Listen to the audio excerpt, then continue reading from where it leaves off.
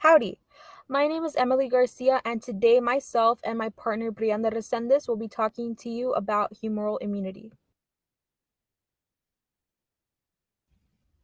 Throughout this presentation, we will be discussing and explaining first what humoral immunity is, followed by the phases and types of humoral immune responses, stimulation of B lymphocytes by antigens, how the B cells are activated by T-dependent and T-independent antigens, the role of innate immune signals in B cell activation, heavy chain isotype switching, affinity maturation, regulation of humoral immune responses, being antibody feedback, and the effector functions of antibodies and vaccines.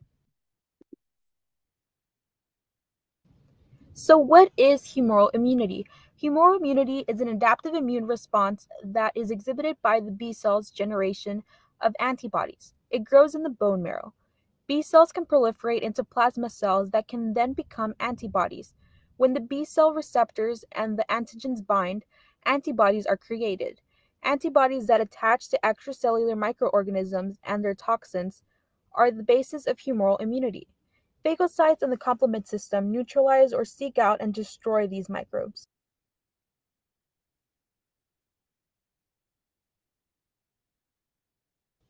There are different phases and types of humoral immune responses.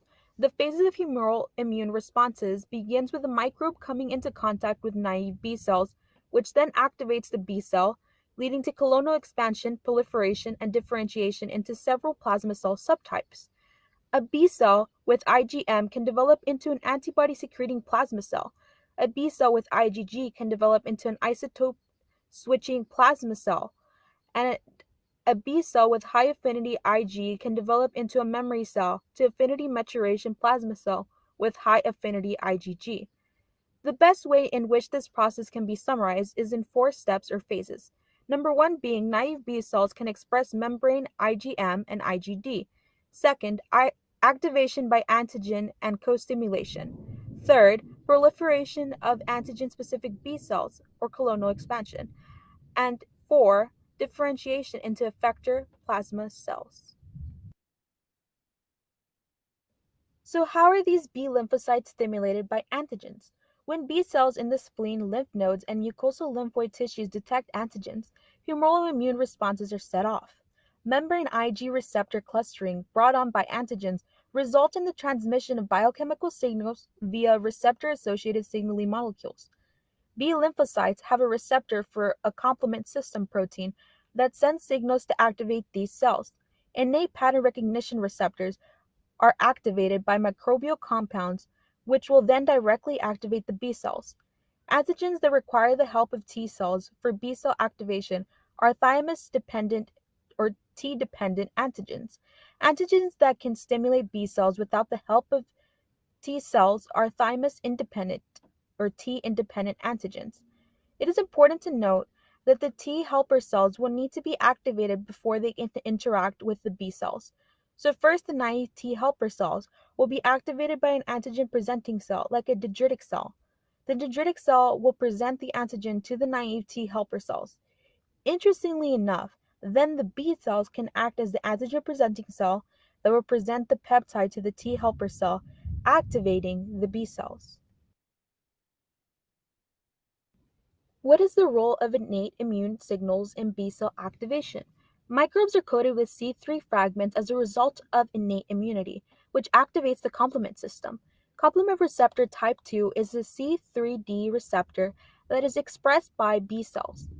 B cell activation is significantly increased when the microbe's antigen and bound C3d are recognized simultaneously. PAMPs may activate B cell toll-like receptors concurrently with the antigen receptor recognizing microbial antigens, boosting the activation of B cells by triggering PAMPs. All right, so next we're going to be talking about heavy chain isotope switching. This is when helper T cells induce the B lymphocytes that express the proliferation of immunoglobulin M and immunoglobulin D to produce antibodies. The result is distinctions of differences in their heavy chain isotypes or classes known as heavy chain isotype or class switching. The switching between classes of heavy chains is simulated when the CD40L mediated signals are combined with cytokines produced by follicular helper T cells. This is vital as the cytokines are what determine exactly which heavy chain isotope will be achieved at the end. Affinity maturation. With repeated and/or prolonged exposure to protein antigens, the affinity toward the antigen will increase, resulting in affinity maturation. This entire process takes place in the germinal centers of the lymphoid follicles and is the outcome of somatic hypermutation of immunoglobulin genes in dividing B cells, proceeding with the selection of the B cell that express high affinity toward an antigen. This is a very amazing process as it helps initiate a quicker and overall better secondary immune response to combat the pathogens. Antibody feedback. Once the production and differentiation of B cells into antibody secreting cells and memory cells occurs, most will not live for prolonged periods of time and die by apoptosis, contributing to the decline of the humoral response. With that being said, B lymphocytes also play a role in being able to bring the antibody production to a halt. This is performed when an antibody bound to an antigen will inhibit any more production of antibodies and is known as antibody feedback. This is vital in terminating the humoral immune response when enough immunoglobulin G antibodies are available, and is also part of the reason why their interactions or why their reactions to self-antigens are limited. Effector functions of antibodies. As we delve deeper into what antibodies are and how they play an important role in our immune system, we can now discuss their effector functions. First and foremost, the major classes of antibodies are IgG, IgM, IgA, and IgE. IgG plays many vital roles in our humoral immune response, one of which is neutralizing microbes and toxins by binding to the microbe or microbial toxin and inhibiting their ability to penetrate and cause harm to the host cell. IgG also contributes to the opsonization of antigens for phagocytosis by macrophages and neutrophils by coating the microbes and preparing them for phagocytosis. Another effective mechanism IgG makes plays a purpose in using its subclasses IgG1, IgG2, IgG3 is the activation of the classical pathway of the complement system, in which results in microbes being coated with C3b, contributing to phagocytosis. It is to be noted that the main antibody that stimulates the pathway is IgM.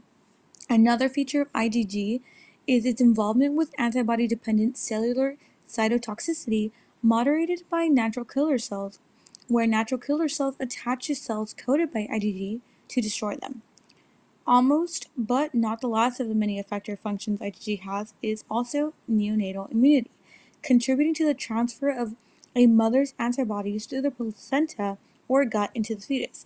And lastly, inhibition of B cell activation, as previously mentioned in the slide prior. IgA also deals with mucosal immunity, meaning that it will neutralize microbes and toxins in the GI and respiratory tracts as it is emitted into the lumens. And finally, our last major isotype, IgE, functions to recruit eosinophils and mast cells to protect cells against parasites and is also involved in diseases that involve allergies.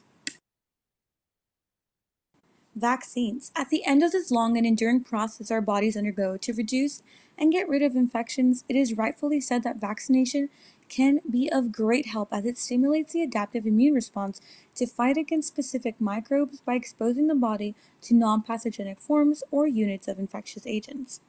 This means that if the vaccine has already been received and the patient is exposed to the same antigen the vaccine is meant to protect against, the chances of showing physical signs of being infected are a lot slimmer, as the body could mediate a better and faster secondary response.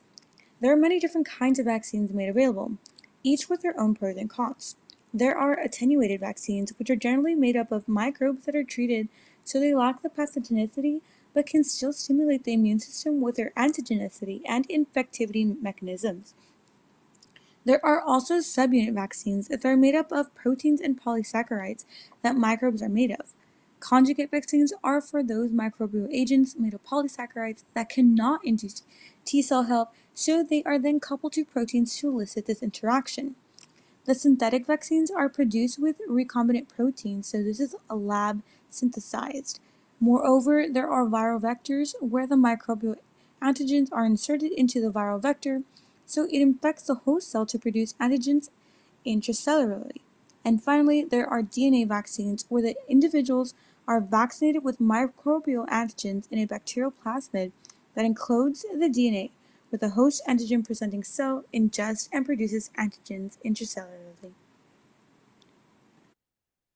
Thanks for watching.